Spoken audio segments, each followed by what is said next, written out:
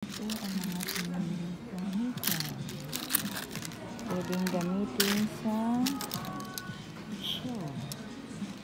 Ang ganda siya. Ayan, ayan. Ang ganda niya. Ayan. Gamitin ang mayroong show sa dito. Ayan. Tama na to. Maganda ng design. Bibiling ang pasalubong sa Pinas. Maganda niya. Ayan. Diba? Pero maganda. Ayan. Pwede na itong pasalubong. Magaling ko na sa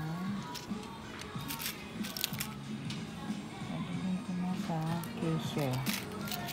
Ito nagugutom mo. Ito maganda rin.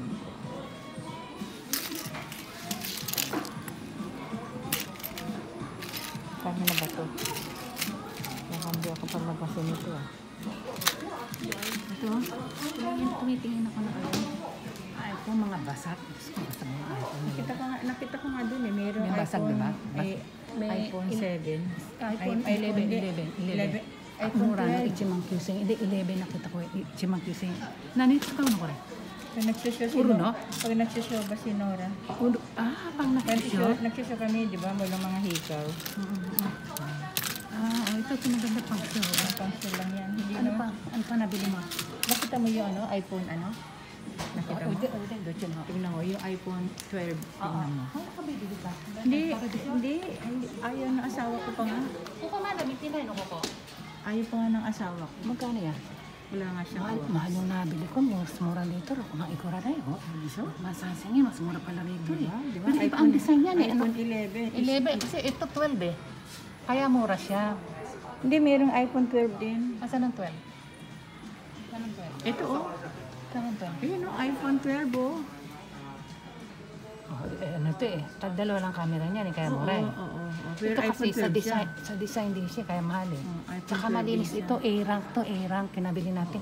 Ito hindi naman. C yan eh, C. Hindi mo alam. Saan nakalagay C? Sa baba, C. Ito ko? Oo, ito da. Oo, C. Kaya mas mahal to. Alam mo, mas pamilat sa nao sila eh. Hindi man luloko yan eh. Ito ba? Ito, anong rank ito? Anong rank ito? Yan, B. Saan nakalagay? Oo nga, yun. No? B. Oh, kaya mura siya.